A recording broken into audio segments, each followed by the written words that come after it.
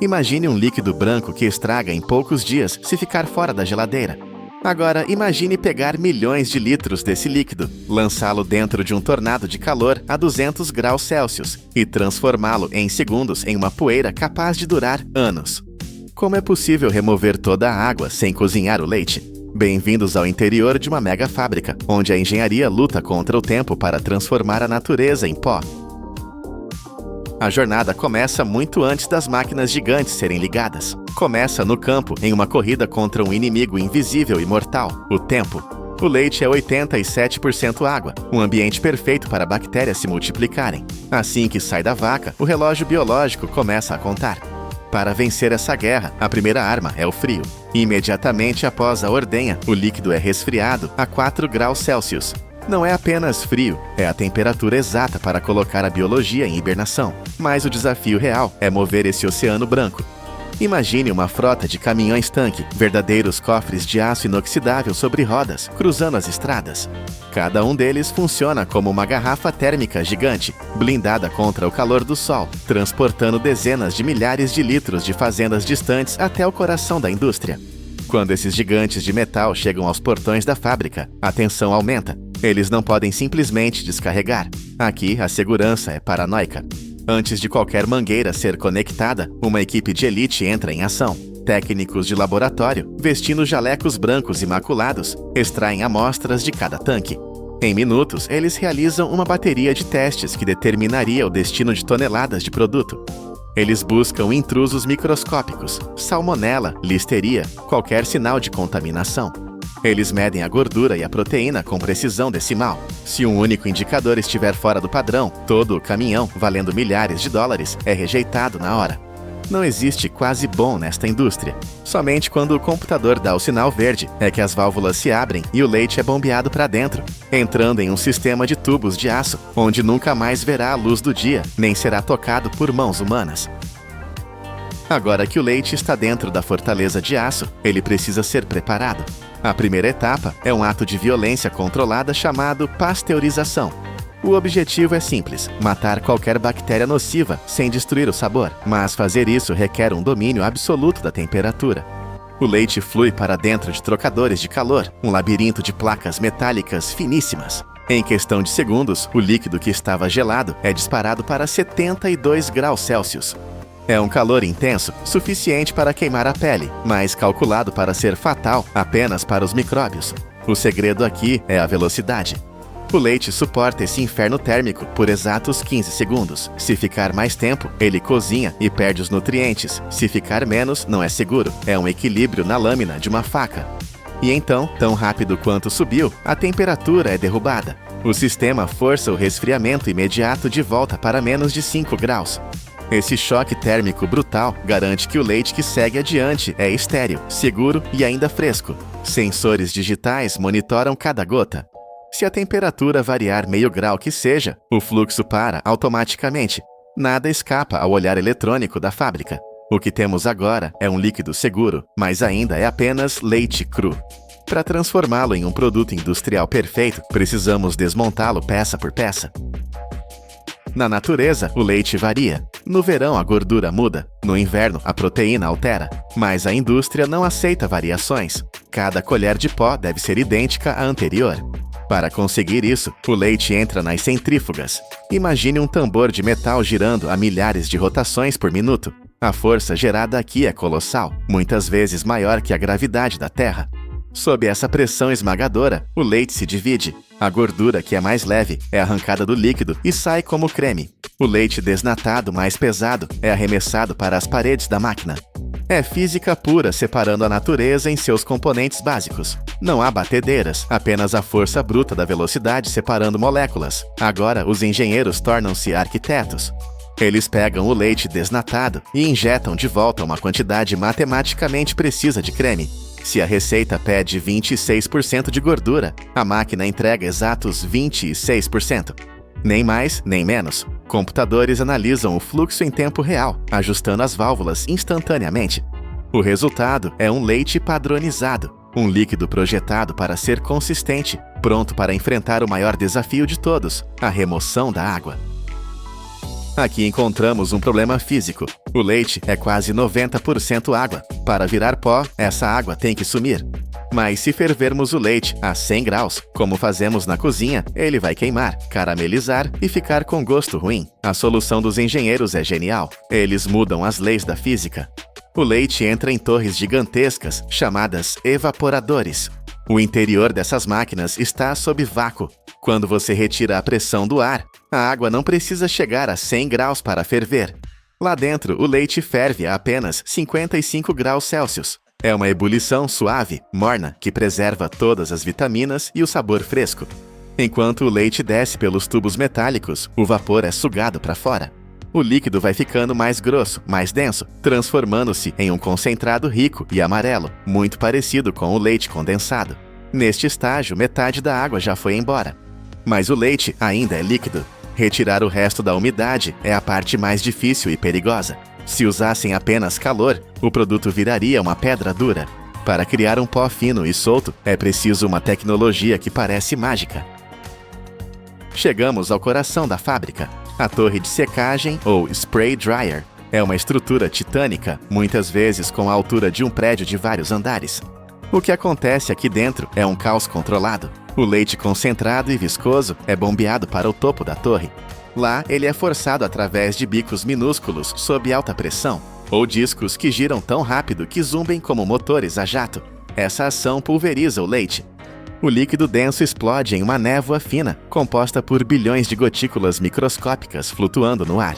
No mesmo instante, um furacão de ar quente a 200 graus Celsius é soprado para dentro da câmara. O encontro é dramático. O ar quente atinge a névoa.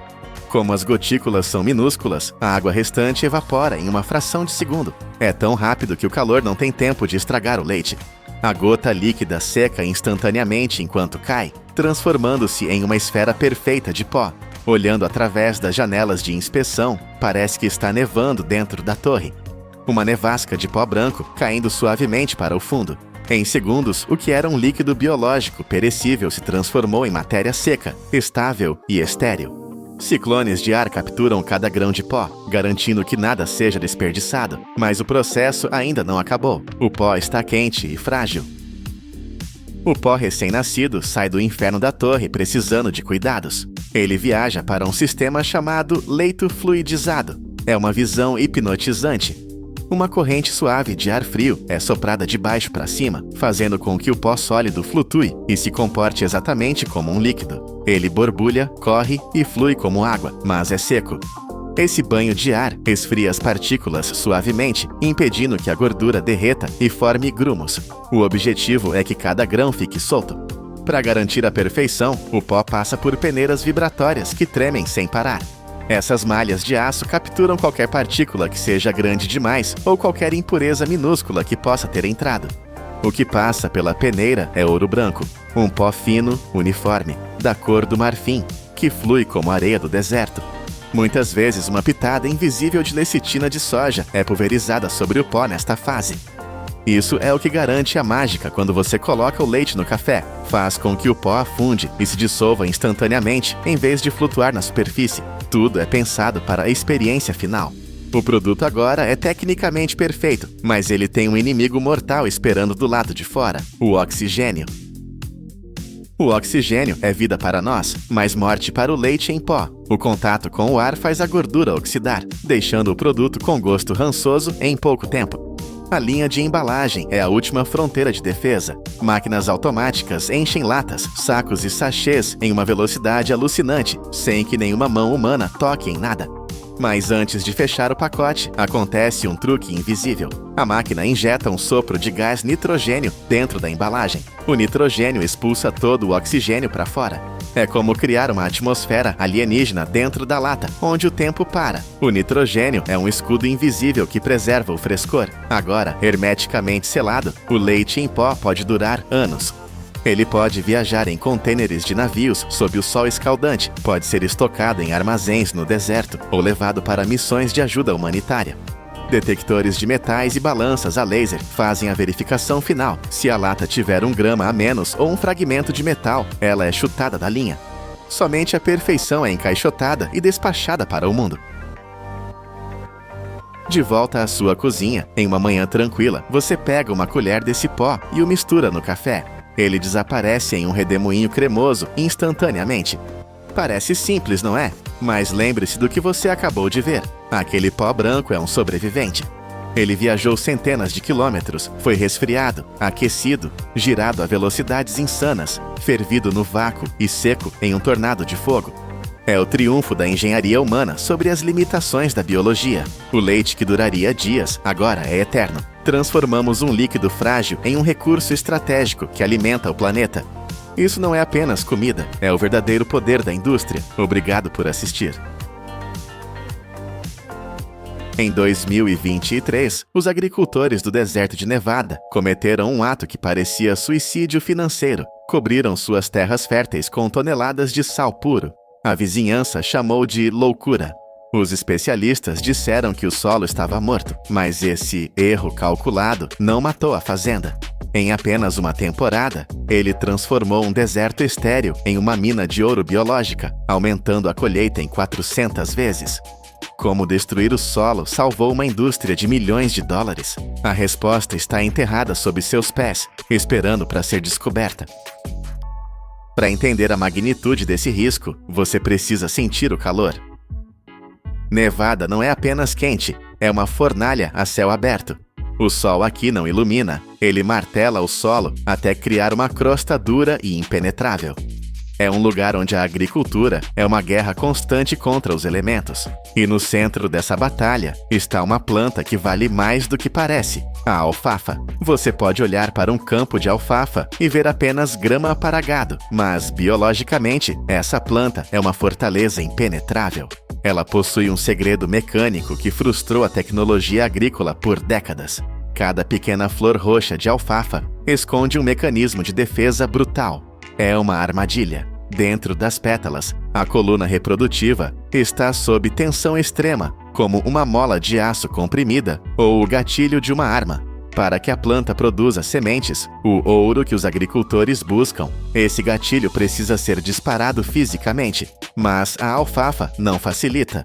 Quando um inseto pousa para pegar o néctar, o mecanismo dispara. Pá! A coluna bate no inseto com uma força violenta e surpreendente. Para uma abelha comum, a abelha do mel que todos conhecemos, esse golpe é aterrorizante. Imagine levar um soco no rosto toda vez que você tenta comer. As abelhas comuns, inteligentes como são, aprendem a trapacear. Elas roubam o néctar pela lateral da flor, evitando o gatilho. O resultado? O campo fica roxo e lindo, mas completamente estéril. Sem o disparo, não há semente. Sem semente, não há lucro. Até 2023, a situação era crítica. Os rendimentos estavam escorrendo pelos dedos como areia seca. As fazendas estavam sangrando dinheiro, gastando fortunas em água e fertilizantes para plantas que se recusavam a se reproduzir. A terra estava ficando mais salgada. Os custos de produção subiam a níveis insuportáveis. E as soluções modernas falhavam uma após a outra. Parecia o fim da linha. A tecnologia humana, com todos os seus tratores e química, havia perdido para uma pequena flor teimosa. O desespero exige medidas desesperadas, ou talvez apenas um olhar para o passado. A solução para esse impasse de milhões de dólares não veio de um laboratório futurista, mas de uma sala de arquivo empoeirada em uma universidade. A doutora Clara Martinez, revirando papéis esquecidos da década de 1970, encontrou um desenho. Era o projeto de um engenheiro esquecido pela história moderna. O nome desse engenheiro era Nomia Melanderi, conhecida como a abelha alcalina. Esta não é a abelha dos desenhos animados. Ela não vive em colmeias, não faz mel para nós e não tem rainha. Ela é uma operária solitária do subsolo, mas os registros antigos mostravam algo inacreditável. Ela era a chave mestra perfeita para a fechadura da alfafa.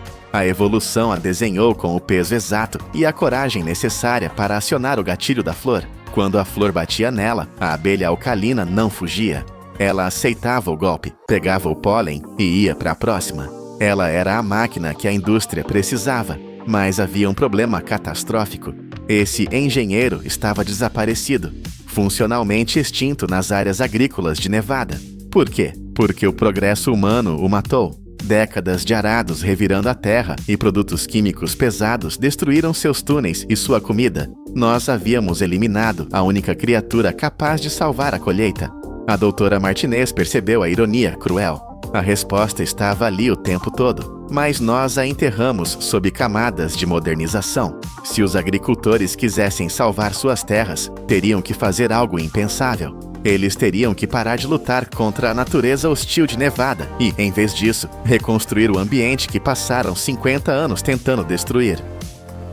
Foi assim que nasceu o projeto mais contraditório da agricultura moderna. Para trazer a abelha de volta, os fazendeiros precisavam construir uma casa para ela, e essa casa é feita de sal. O plano exigia transformar zonas de terra produtiva em desertos artificiais de sal branco. Imagine o cenário: tratores gigantes entrando em campos férteis, não para plantar, mas para estragar o solo.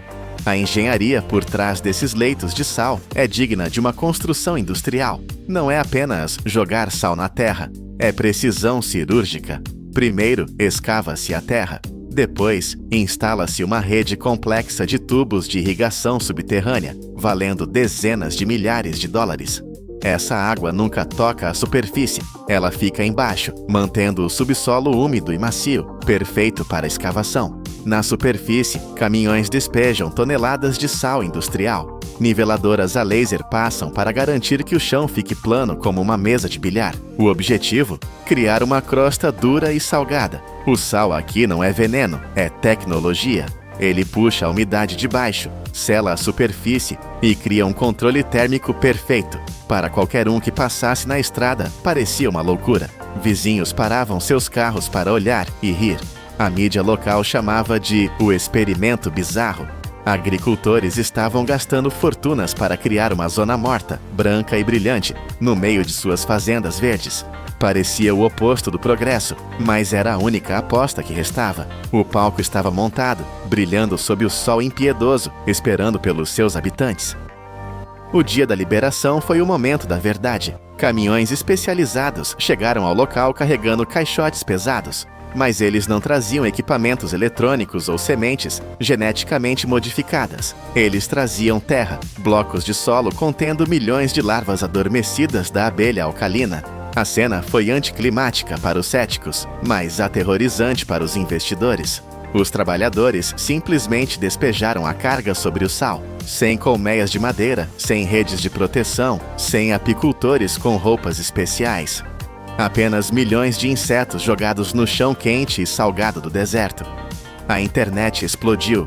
Vídeos do despejo viralizaram com comentários zombando da estupidez dos fazendeiros. Eles vão morrer em 2 dias, diziam os especialistas de sofá. O calor vai cozinhá-las. E nos primeiros dias, silêncio. Nada acontecia. A superfície branca permanecia imóvel. O dinheiro parecia ter evaporado. A tensão nas fazendas era palpável. Se isso falhasse, não seria apenas um prejuízo financeiro, seria uma humilhação pública.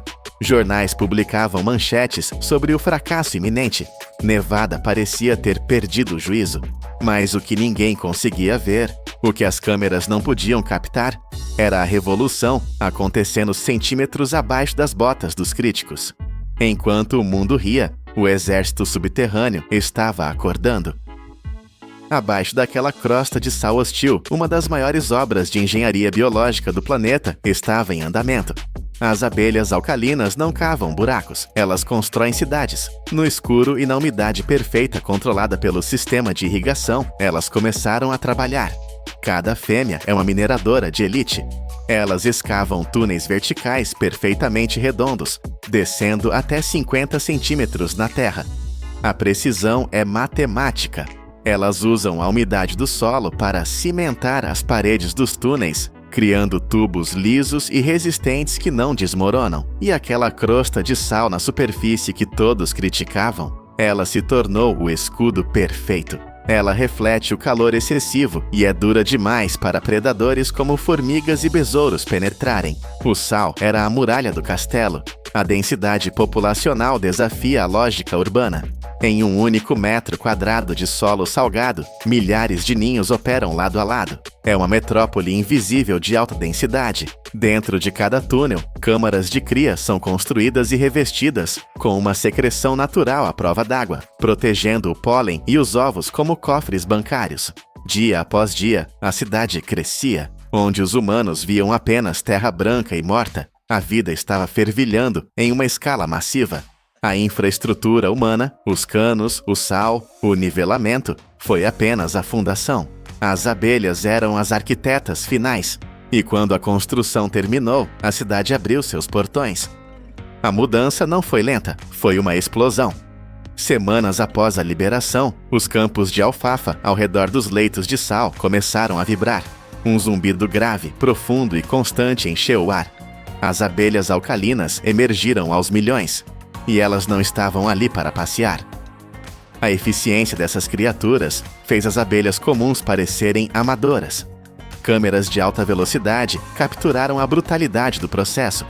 A abelha alcalina pousa na flor. Ela aplica a pressão exata. Pá! A flor dispara o gatilho.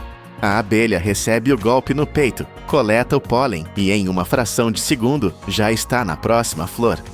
Elas não hesitam. Elas não têm medo. Elas são máquinas biológicas programadas para aquela tarefa específica.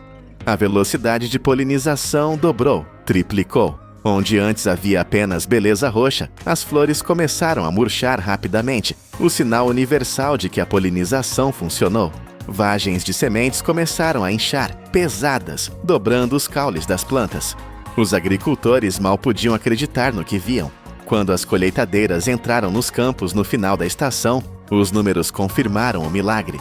A produtividade disparou. Em áreas onde a média histórica era de 300 a 400 quilos por hectare, os fazendeiros estavam colhendo 1.200, 1.300 quilos. Isso é um aumento de 300 a 400%. O investimento milionário nos leitos de sal se pagou na primeira colheita. A aposta insana havia quebrado a banca. A natureza, com sua tecnologia antiga e brutal, havia superado a química moderna e a maquinaria pesada por uma margem humilhante. Hoje, se você voar sobre o deserto de Nevada, verá algo estranho. Quadrados brancos brilhantes e geométricos cortando o verde infinito dos campos. Eles não são cicatrizes de destruição, são monumentos de inteligência. Nós nos acostumamos a pensar que o progresso significa inventar novos chips, drones e laboratórios estéreis. Mas, neste canto esquecido da América, a indústria aprendeu a maior lição de todas: a humildade. Às vezes, para dar um salto gigantesco para o futuro, é preciso ter a coragem de olhar para trás. É preciso ter a audácia de salgar a terra fértil e confiar em um projeto que tem milhões de anos de testes de campo. A natureza não precisa que inventemos a roda. Ela só precisa que tenhamos a sabedoria de devolver as chaves que roubamos. E o resultado? Bem, os milhões de dólares em sementes extras falam por si mesmos. Se você ficou impressionado com a força oculta deste processo, inscreva-se agora no canal Poder da Indústria. Vamos continuar descobrindo histórias onde a engenharia encontra o impossível. Até a próxima operação. Os Estados Unidos quebraram um silêncio de 40 anos. Para salvar 500 mil de pessoas de uma seca bíblica, engenheiros não estão apenas bloqueando um rio com concreto. Eles estão perfurando as montanhas rochosas e erguendo uma parede colossal de 107 metros feita de asfalto quente. Este é o projeto Chimney Hollow, 690 milhões de dólares para construir o coração negro que manterá o Colorado vivo. Para entender a loucura necessária para aprovar este projeto, você precisa primeiro sentir a poeira na boca. O oeste americano não está apenas com sede, ele está morrendo. Os cientistas confirmaram que estamos vivendo a pior seca dos últimos 1.200 anos. Não é um ciclo ruim de uma década, é uma mudança fundamental na estrutura do clima. Os gigantescos reservatórios que sustentaram o crescimento da América no século XX, o Lago Mead e o Lago Powell, recuaram tanto que revelaram barcos afundados da Segunda Guerra Mundial e leitos de rios que estavam submersos há gerações. Imagine olhar para o tanque de água da sua casa e ver que restam apenas 10%. O pânico seria imediato. É exatamente isso que está acontecendo agora. Cidades inteiras no Arizona e em Nevada estão racionando cada gota, e fazendas que alimentavam a nação estão virando deserto. Mas no Colorado, o problema é ainda mais cruel. Existe um paradoxo geográfico que parece uma piada de mau gosto da natureza. Olhe para o mapa.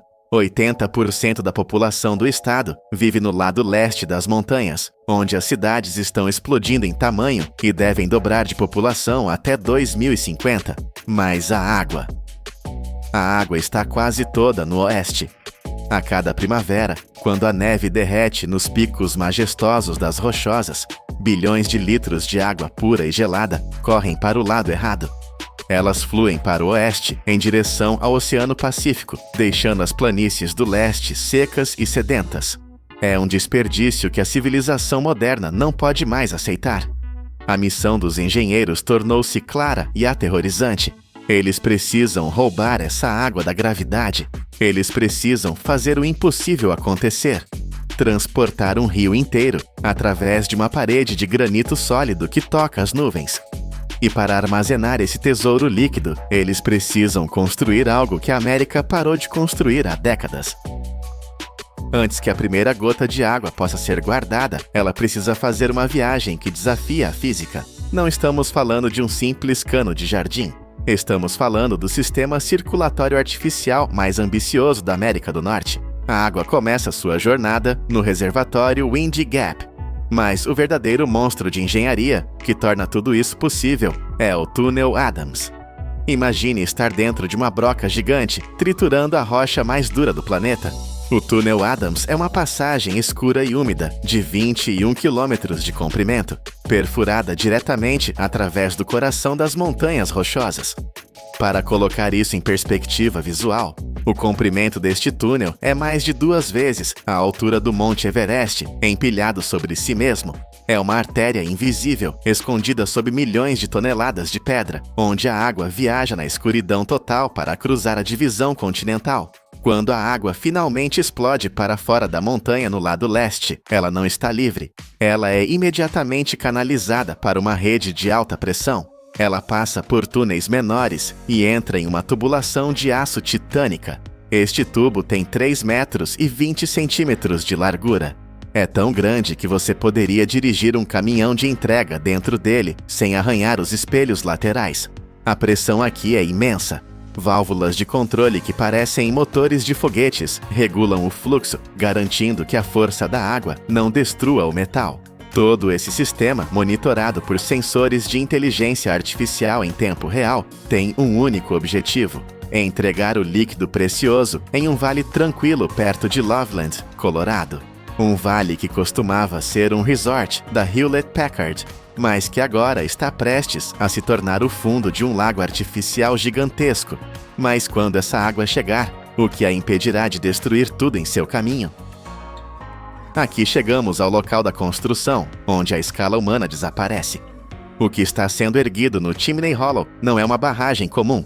Esqueça a imagem da represa Hoover, aquele arco de concreto branco e rígido que você vê nos filmes.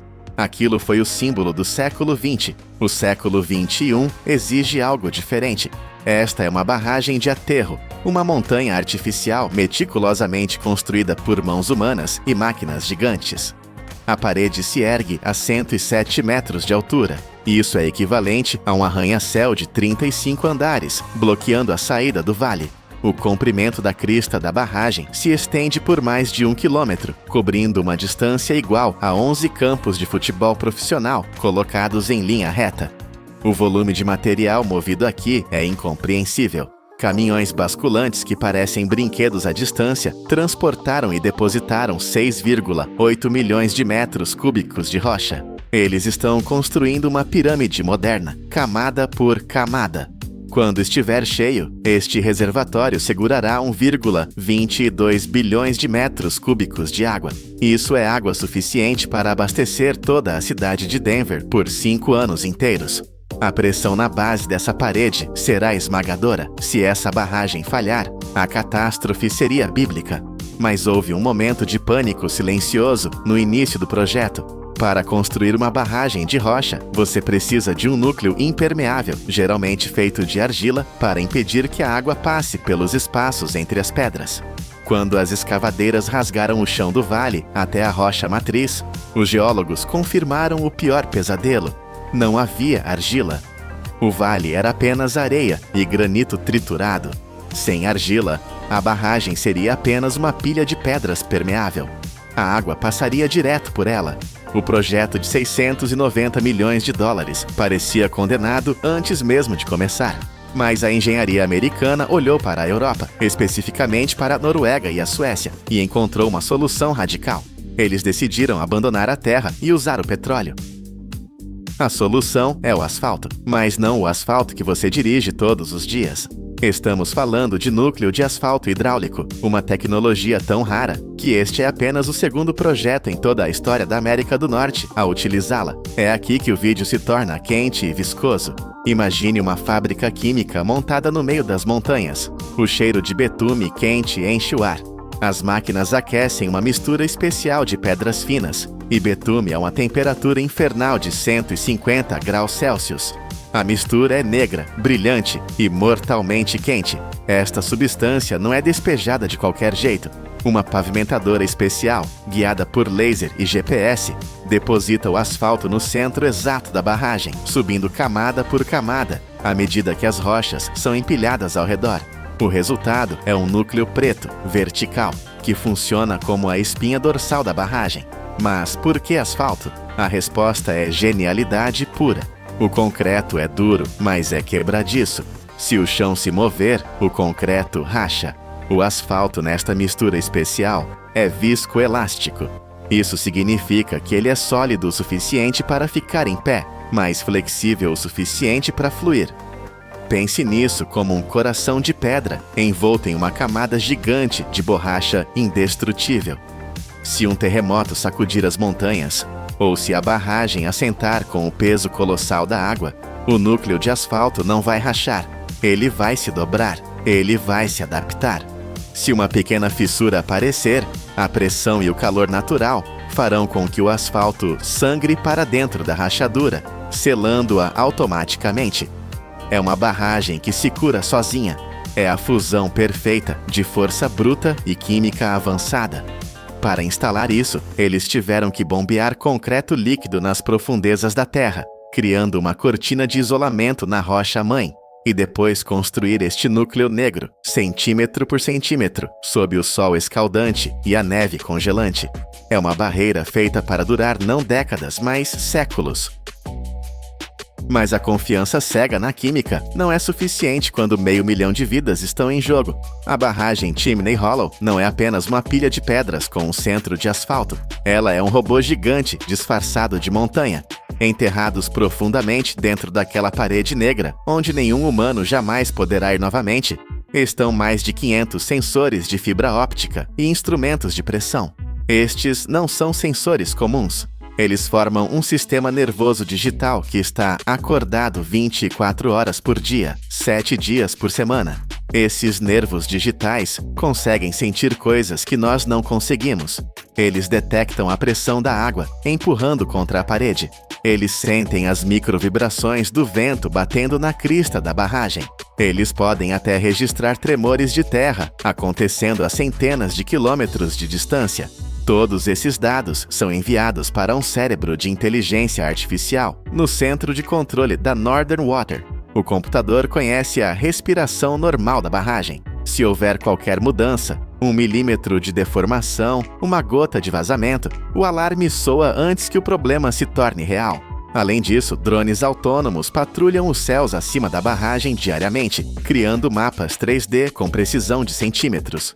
Não há humanos pendurados em cordas arriscando suas vidas para inspecionar rachaduras. Os robôs fazem tudo. Mas toda essa tecnologia tem um preço, e não é apenas financeiro. O custo real é pago pela natureza.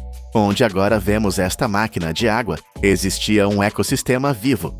Florestas de pinheiros, riachos onde cervos bebiam água ao amanhecer, trilhas onde famílias acampavam no verão. Tudo isso se foi. O fundo do vale foi raspado, limpo e preparado para ser afogado. É uma visão melancólica. ver a beleza selvagem ser substituída pela necessidade humana. Para compensar essa perda, o projeto prometeu plantar 2 árvores para cada uma que foi derrubada e criar novos habitats para a vida selvagem. Mas a verdade nua e crua permanece. Nós trocamos um vale vivo por uma bateria de água. E mesmo agora, com a barragem pronta, o reservatório não encherá da noite para o dia. Levará 3 anos de invernos com neve para encher este gigante. É um lembrete de que, não importa o quão avançada seja nossa engenharia, ainda dependemos da misericórdia do céu. Na década de 1980, a América disse não às grandes barragens. O país acreditava que a era de domar a natureza com força bruta havia acabado. Hoje, 40 anos depois, o projeto Chimney Hollow está diante de nós como uma prova de uma nova realidade. Não vencemos a natureza, tivemos que negociar com ela. Esta estrutura titânica prova que, para sobrevivermos em um planeta que está secando, não podemos mais usar apenas o concreto rígido do passado. Precisamos da flexibilidade do asfalto, da inteligência dos sensores digitais e da coragem de sacrificar vales inteiros para garantir o amanhã. O Chimney Hollow não é apenas um reservatório, é a primeira caixa d'água inteligente do século XXI. Enquanto a água começa a subir lentamente, cobrindo o asfalto negro e escondendo a engenharia para sempre sob uma superfície azul e calma, fica a lição. Esta é a única maneira de mantermos a civilização viva em um mundo onde a água vale mais que o ouro. Você já imaginou navegar com um navio sobre o pico de uma montanha?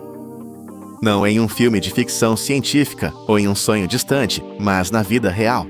Imagine olhar para fora do convés e, em vez de água, ver o topo de árvores e penhascos a centenas de metros abaixo de você. Isso é exatamente o que acontece na província de Guizhou, na China. Lá, engenheiros construíram um elevador titânico que ergue navios inteiros à altura de um arranha-céu de 66 andares. Mas por que alguém gastaria bilhões para fazer barcos voarem? A resposta revela uma batalha épica entre a necessidade de energia e o desejo de dominar a natureza. Para entender essa loucura da engenharia moderna, precisamos olhar para o mapa da China, uma nação que transformou a construção de represas em uma arte de escala planetária. O país é responsável por cerca de 1/3 de toda a energia hidrelétrica gerada no mundo. Estamos falando de uma produção colossal de 391 gigawatts. De um total mundial de 1.360 gigawatts. É uma quantidade de energia capaz de alimentar continentes inteiros. E para alcançar esses números, eles precisam domar rios selvagens em terrenos impossíveis.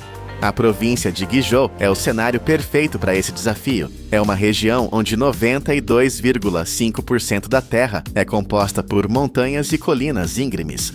Construir rodovias ou ferrovias aqui é um pesadelo logístico e financeiro. O terreno é simplesmente hostil demais para o transporte terrestre convencional. No entanto, a região é abençoada com rios poderosos, como o rio Wu, um afluente vital do poderoso rio Yangtze.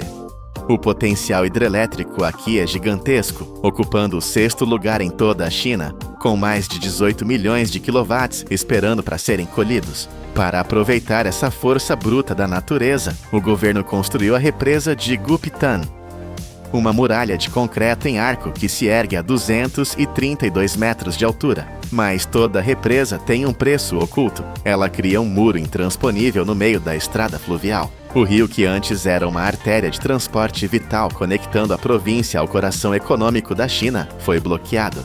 A diferença nos níveis de água antes e depois da barragem era tão extrema que os métodos tradicionais de travessia eram inúteis. As eclusas comuns, aquelas escadas de água que vemos em canais pelo mundo, não funcionariam aqui. O abismo era profundo demais, o paredão alto demais. Os engenheiros se viram diante de um impasse. Eles tinham a energia, mas haviam matado o transporte. A solução? Fazer o impossível. Eles decidiram que, se os navios não podiam navegar através da montanha, eles seriam elevados por cima dela.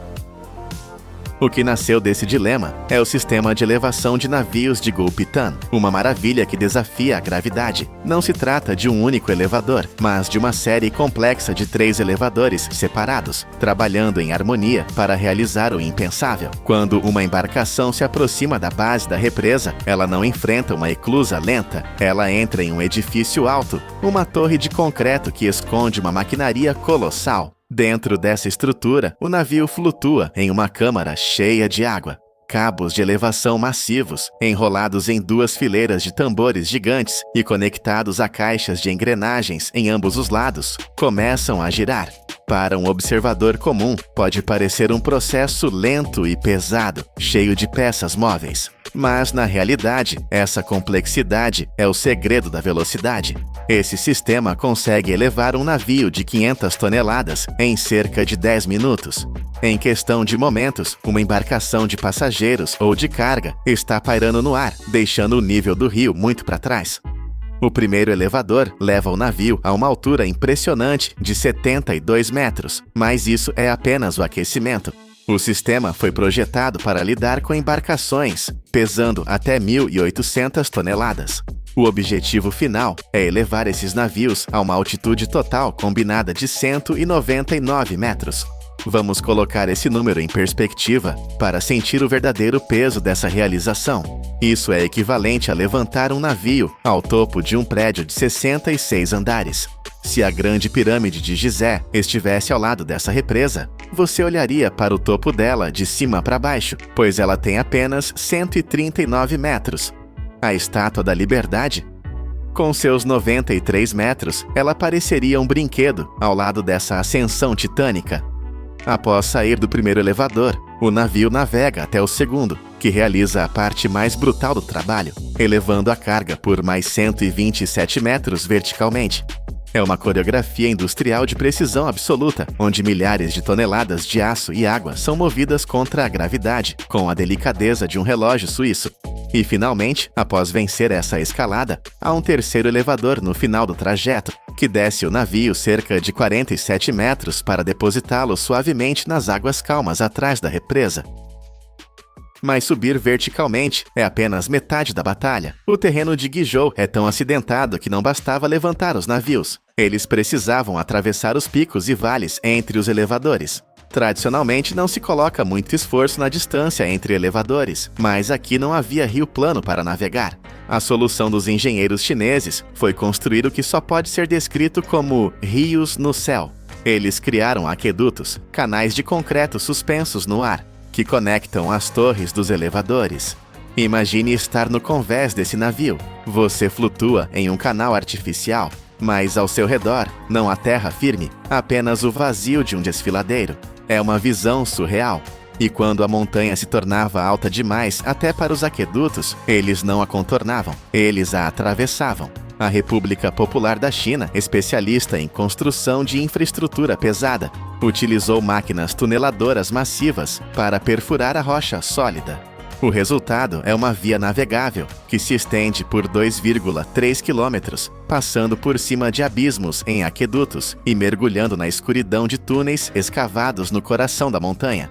Esse caminho nas nuvens e através da pedra resolveu o problema de nadar sobre as montanhas. É uma prova de que, para a engenharia moderna, a geografia não é um destino, mas um desafio a ser superado. Mas enquanto Gulpitan detém o recorde de complexidade e altura, com seus múltiplos estágios, existe outro monstro na China que domina pela pura força bruta e capacidade de carga. Se viajarmos para a Represa das Três Gargantas, a maior usina hidrelétrica do planeta, encontraremos uma máquina de escala ainda mais intimidante. Aqui, o objetivo não é apenas a altura, mas o peso massivo. O elevador de navios das Três Gargantas foi projetado para erguer embarcações de até 3.000 toneladas. Estamos falando de navios de carga sérios, cheios de mercadorias que alimentam a economia global. A escala desse elevador é difícil de compreender sem ver. Ele possui uma piscina, ou câmara de navios, que tem 120 metros de comprimento e 18 metros de largura. A quantidade de água que ela segura é aproximadamente igual a 4 piscinas olímpicas inteiras. E essa estrutura colossal, pesando milhares de toneladas, é elevada a uma altura de 113 metros acima do solo. Embora não seja tão alto quanto o sistema combinado de Gulpitan, ele realiza esse feito em um único estágio massivo. A segurança aqui é uma obsessão. A região pode ser sujeita à atividade sísmica e um terremoto com um navio suspenso a 100 metros de altura poderia ser catastrófico. Para evitar desastres, os engenheiros instalaram 4 conjuntos de mecanismos de acionamento dispostos simetricamente, que seguram a câmara rigidamente em 4 pontos. Isso elimina o balanço causado pela água se movendo dentro da câmara. Além disso, existem mecanismos de amortecimento projetados para absorver choques e vibrações. Em caso de terremoto, essas proteções transmitem as forças sísmicas para as colunas de concreto, impedindo que a câmara caia ou vire, protegendo a vida da tripulação e a integridade da barragem. Mas por que construir máquinas tão complexas e caras? Por que não usar as velhas e confiáveis eclusas? A resposta se resume a uma única variável crítica: o tempo. Antes da construção desse elevador titânico nas 3 gargantas, os navios tinham que usar um sistema de eclusas de 5 estágios. Era uma escada de água lenta e tortuosa. Passar por essas 5 câmaras, enchendo e esvaziando cada uma, levava cerca de 4 horas. 4 horas é uma eternidade na logística moderna. Com o novo elevador, esse tempo foi reduzido drasticamente para apenas 40 minutos. Estamos falando de uma eficiência 6 vezes maior. E isso transforma a economia de todo o rio Yangtze. Em 2022, o volume de carga que passou pela represa atingiu quase 160 milhões de toneladas, um recorde histórico impulsionado por essa velocidade. Em Guizhou, a lógica é a mesma. O rio Wu é um afluente do Yangtze, e conectar essa região montanhosa à artéria comercial da China é vital. Transportar mercadorias por água é infinitamente mais eficiente do que por terra. Uma única barcaça pode carregar a carga de dezenas de caminhões. Um caminhão padrão carrega cerca de 23 toneladas. O elevador de Gulpitan levanta navios de 500 toneladas. Imagine remover 20 caminhões das estradas sinuosas e perigosas das montanhas para cada barco que sobe o elevador. Isso economiza combustível, reduz acidentes e conecta regiões isoladas ao mercado global. Enquanto a China aposta na força bruta e no gigantismo para mover suas frotas, a Europa encontrou uma solução baseada na elegância pura da física. Na Escócia, existe uma estrutura que parece mais uma escultura de arte moderna do que uma máquina industrial, a roda de Falkirk. Construída para reconectar 2 canais separados por quase 70 anos, ela supera um desnível de 35 metros de uma maneira única. Diferente dos elevadores verticais da China, esta é uma roda rotativa. Seu design foi inspirado em um machado celta de 2 cabeças e na caixa torácica de uma baleia. Mas a verdadeira magia não é a forma, é a eficiência. A roda possui 2 gôndolas opostas. Graças ao princípio de Arquimedes, quando um barco entra na gôndola, ele desloca uma quantidade de água exatamente igual ao seu próprio peso. Isso significa que as 2 gôndolas, independentemente de terem barcos dentro ou apenas água, estão sempre em equilíbrio perfeito. O resultado disso é chocante. Para girar essa estrutura maciça, que move 600 toneladas de carga a cada meia volta, é necessária uma quantidade ridícula de energia. Os engenheiros afirmam que o consumo de energia para um ciclo completo é o mesmo que ferver apenas 8 chaleiras elétricas de água. Enquanto os motores chineses rugem com megawatts de potência para lutar contra a gravidade, a roda escocesa dança com ela, usando o equilíbrio para realizar o trabalho pesado com um sussurro de energia. É a prova de que a inteligência pode ser tão poderosa quanto a força bruta. De volta à China, enquanto observamos um navio de carga emergir de um túnel na montanha e deslizar silenciosamente sobre um aqueduto a 200 metros de altura, nossa percepção do mundo muda. Costumamos pensar nas montanhas como barreiras eternas, paredes de pedra que ditam onde podemos e não podemos ir. Mas diante de máquinas como o sistema de Gulpitan, percebemos que, para a engenharia do século XXI, essas paredes são apenas degraus. seja usando a força titânica de elevadores que levantam 3.000 toneladas em um único movimento, ou a elegância física de uma roda que gasta a energia de 8 chaleiras, a humanidade continua a reescrever a geografia do planeta. Nós transformamos montanhas em pontes e rios em escadas. E na próxima vez que você ver um produto made in China, lembre-se da jornada épica que ele pode ter feito, flutuando nas nuvens através de túneis de granito, desafiando a gravidade em uma dança de aço e água. A indústria não apenas move cargas, ela move montanhas. Você acha que o caos da natureza é impossível de controlar? Pense de novo. A indústria global economiza mais de 1,5 bilhões de dólares por ano ao entregar o comando de seres vivos às máquinas. Como a humanidade domina milhões de mentes imprevisíveis e as transforma em uma rede de 30 bilhões de dólares. De pastores robóticos nos céus a fibras que funcionam como ar-condicionado microscópico. Bem-vindo à era do pastor cibernético, onde a biologia encontra a engenharia pesada. Esqueça tudo o que você sabe sobre fazendas antigas. A imagem do pastor solitário com seu cajado é coisa do passado. O que estamos vendo hoje é uma operação de escala militar. Estamos falando de uma indústria colossal, onde apenas uma raça, a merino, comanda quase 40% de toda a produção mundial de lã. Imagine rebanhos tão vastos que cobrem horizontes inteiros, áreas que só podem ser realmente compreendidas quando vistas do espaço. Mas a inovação aqui não é apenas sobre tamanho, é sobre reinventar a função do animal. No estado do Texas, nos Estados Unidos, está acontecendo algo que parece ficção científica. Chamam de pastoreio solar. Imagine campos de energia gigantescos, milhares de painéis solares brilhando sob o sol. O problema sempre foi a grama. Ela cresce, faz sombra e rouba a eficiência da energia.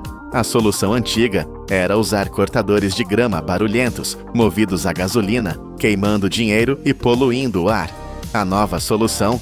Milhares de ovelhas. Elas são lançadas entre os painéis como máquinas biológicas de precisão. Elas cortam a vegetação sem tocar nos cabos, fertilizam o solo e transformam um problema em lucro. É um ecossistema duplo, onde a energia limpa alimenta a cidade e o pasto alimenta a indústria. E não pense que todas as ovelhas são iguais. A ciência dividiu essa espécie em mais de 1.000 raças, cada uma projetada geneticamente para uma missão industrial específica. A Merino é uma fábrica viva de lã, produzindo até 5 quilos de fibra ultra fina por temporada. A Dorper é uma máquina de carne, projetada para explodir em crescimento, atingindo 40 quilos em questão de meses. E a Suffolk é o tanque de guerra do rebanho, feita para resistir a tudo. Mas controlar essa biomassa viva, garantir que cada grama de energia se transforme em lucro, exige mais do que cercas. Exige um controle de combustível tão preciso quanto o de um foguete espacial. Entre nos galpões modernos e você não verá fazendeiros carregando baldes. O trabalho pesado, sujo e impreciso foi eliminado. Olhe para o teto. Sistemas robóticos como o TKS e EasyFeed deslizam silenciosamente sobre trilhos de aço, como trens futuristas de cabeça para baixo. Eles não se cansam, não erram e não desperdiçam. Dentro de seus tanques de mistura, pás poderosas trituram feno, silagem e amido, criando uma mistura homogênea em minutos. Mas a verdadeira mágica é invisível. Um computador central atua como o cérebro da operação.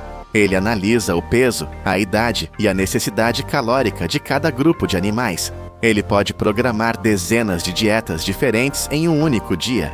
Quando o robô passa sobre o coxo, ele libera a comida com uma precisão de gramas. Nem mais nem menos. A precisão chega a 95%. O resultado? Ovelhas que crescem mais rápido, desperdício zero de ração cara e uma economia de mão de obra que vale milhões. Além dos trilhos aéreos, existem alimentadores lineares que parecem metralhadoras de nutrientes. Eles disparam mais de 30 porções exatas por minuto para longas filas de animais. Sensores de peso garantem que cada grama de amido vá para o estômago do animal, não para o chão. É uma linha de montagem biológica onde o combustível é injetado com perfeição matemática. Mas um motor bem alimentado precisa de manutenção constante. E com milhões de cabeças de gado, como você verifica a saúde de cada uma sem um exército de veterinários? A resposta é a velocidade digital. No passado, verificar a saúde de um rebanho gigante era uma luta física, lenta e estressante. Hoje é um fluxo de dados. Apresento a você o classificador automático, máquinas como a Racewell. O que um humano levaria minutos para fazer, esta máquina faz em menos de 3 segundos. É uma velocidade que o olho mal consegue acompanhar. Quando uma ovelha entra na câmara, ela deixa de ser um animal e vira um código. Sensores leem o chip RFID na orelha dela instantaneamente. O sistema puxa a ficha completa. Quem são os pais? Quanto ela pesava semana passada? Que vacinas tomou? Em um piscar de olhos, a balança digital mede o peso com uma precisão de 100 gramas. Um sistema pneumático de porta se abre e, com um sopro de ar comprimido, empurra o animal suavemente para o curral certo. Doente? Para a esquerda. Pronta para o mercado? Para a direita. Precisa de mais comida? Segue em frente. Esta máquina também funciona como uma clínica de alta velocidade. O fazendeiro pode aplicar vacinas, checar os dentes ou dar vitaminas sem lutar contra o animal.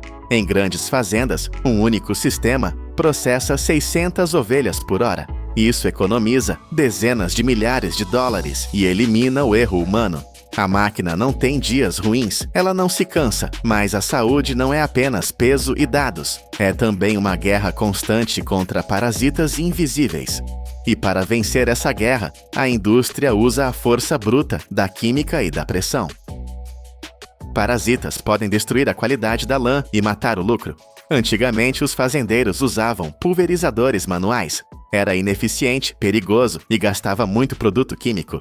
A solução moderna é o túnel de imersão de alta pressão. Imagine um corredor de aço, onde a ovelha entra e é imediatamente cercada por uma névoa química. Bicos de precisão, posicionados em cima, dos lados e até por baixo, disparam jatos que penetram a lã espessa até a pele. É um banho químico total em segundos. Válvulas inteligentes controlam o fluxo para que nada seja desperdiçado. O uso de produtos químicos cai 40%, mas a eficácia é total. 800 animais passam por ali a cada hora, saindo protegidos por um escudo invisível. Mas a tecnologia também tem um lado suave. A reprodução é o coração financeiro da fazenda. A gestação dura 5 meses e é crítica. Quando os cordeiros nascem, a sobrevivência depende do leite. Se a mãe não tem leite suficiente ou se tem muitos filhotes, a tecnologia assume o papel materno. As mães robóticas são estações de alimentação automáticas. Elas misturam o leite em pó com água, mantendo a temperatura exata de 38 a 40 graus Celsius, a mesma do corpo da mãe. Elas alimentam os filhotes com doses exatas de até 200 mililitros, 8 vezes por dia. Sensores monitoram cada gole. A taxa de sobrevivência dispara. A tecnologia garante que a próxima geração seja forte. Mas em campos que se estendem até o horizonte, as ovelhas podem se perder. Quem vigia o rebanho quando ninguém está olhando? O cão pastor é um ícone, mas ele tem limites. Ele se cansa, ele precisa comer. O novo pastor não precisa de nada disso. Ele voa. Drones de pastoreio são os olhos no céu da era moderna. Com baterias que duram mais de 30 minutos e câmeras de alta resolução, eles varrem hectares de terra em segundos, o que levaria horas a cavalo. O drone faz enquanto o operador toma café. Eles não apenas olham, eles agem. Quando o drone detecta uma ovelha desgarrada, ele não a assusta. Ele usa sons direcionais, frequências específicas que guiam o animal de volta ao grupo, sem pânico. É o controle remoto da natureza. Então chega o momento da colheita. O sol aquece e a lã precisa sair.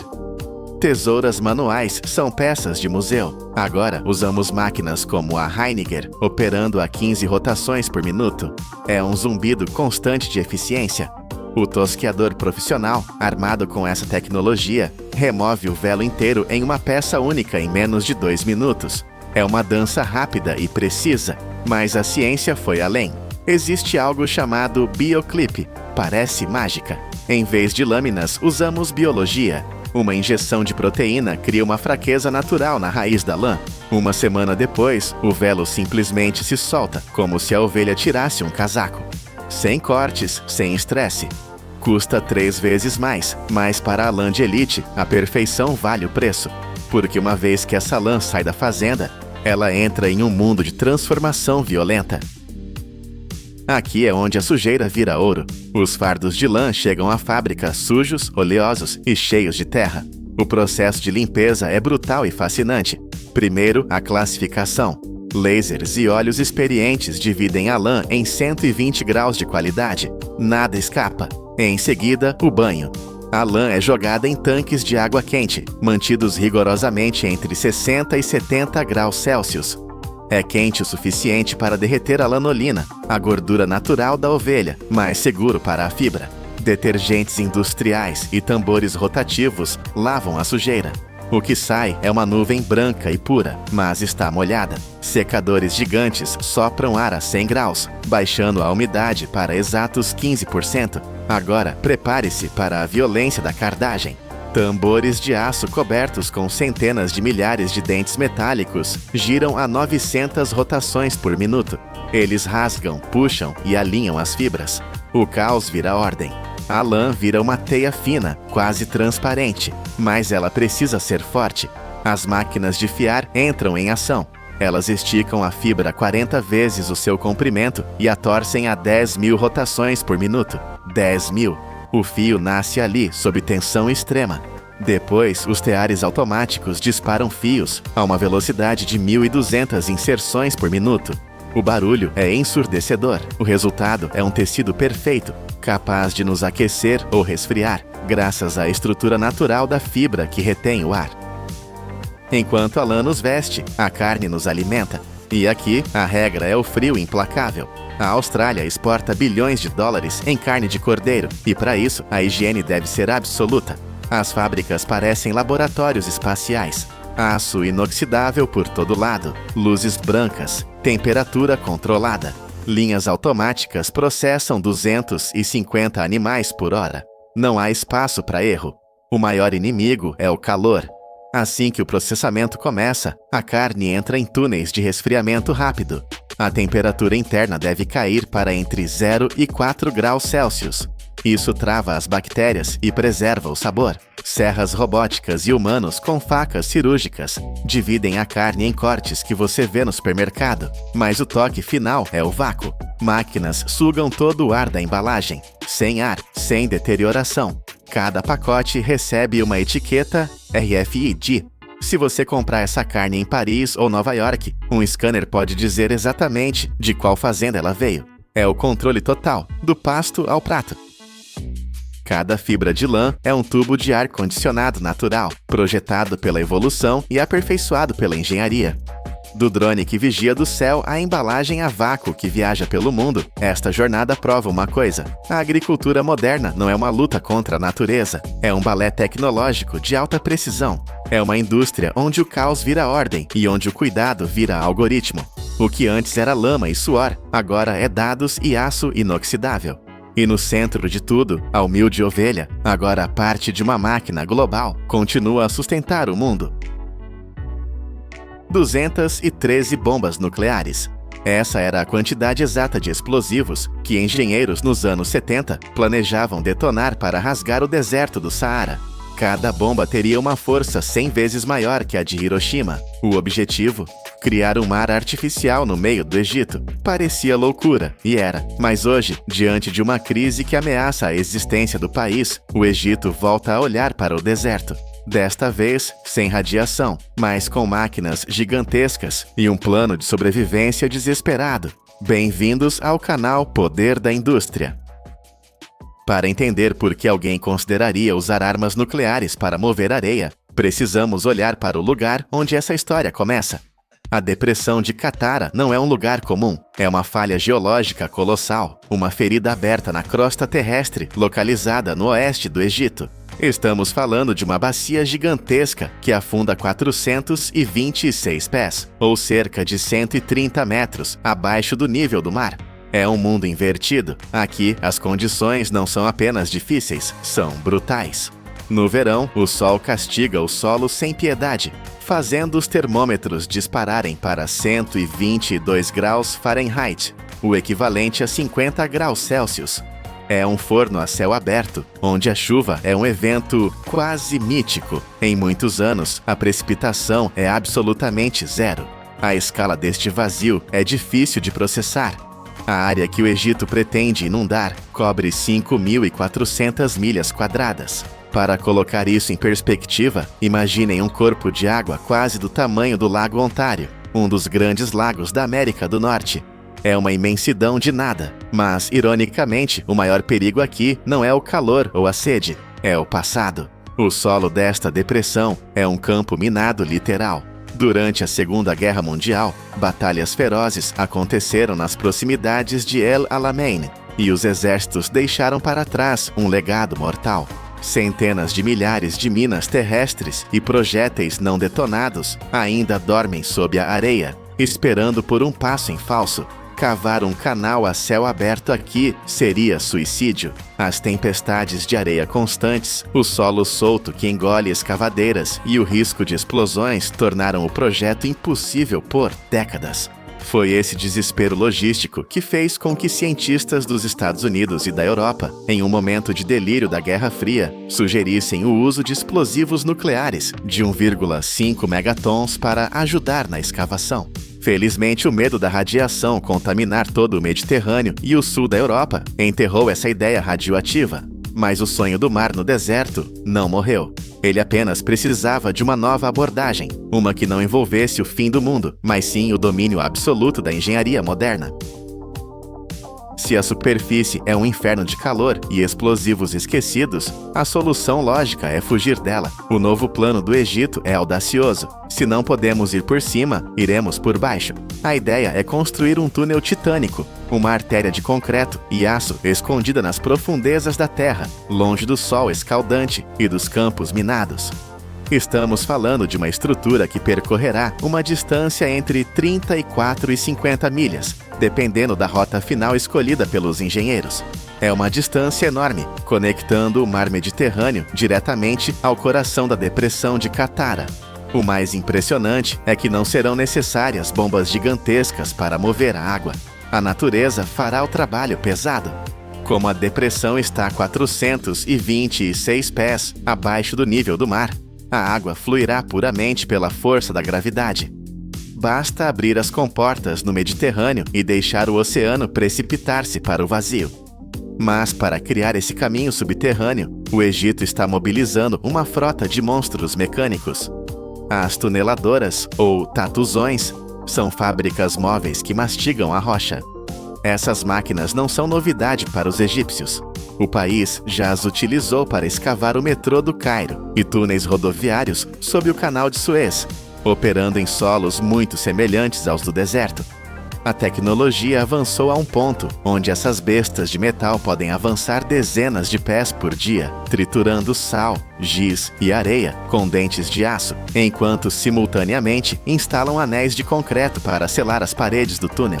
É uma operação cirúrgica em escala industrial. Lá embaixo, na escuridão fresca, a água não evapora e as tempestades de areia não importam. Apenas as entradas e saídas precisarão ser limpas de minas, tornando o projeto viável e seguro.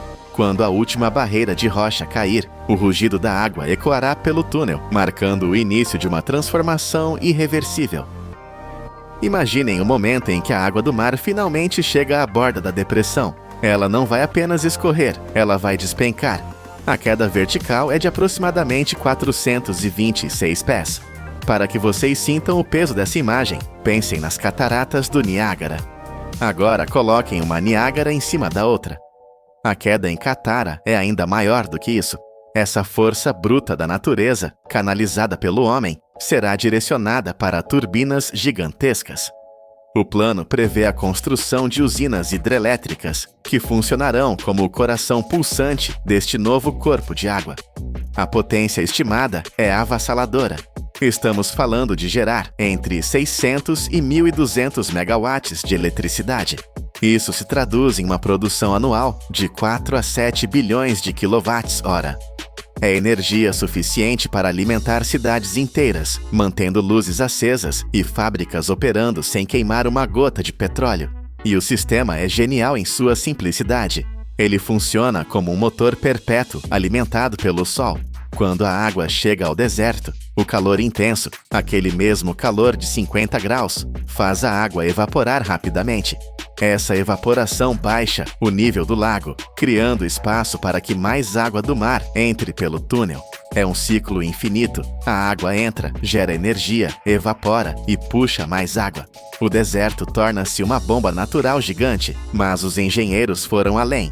Eles planejam transformar Qattara em uma bateria colossal. O conceito envolve a construção de um reservatório superior, localizado acima da bacia principal. Durante o dia, quando as usinas solares do deserto produzem energia em excesso, essa eletricidade será usada para bombear água de volta para cima.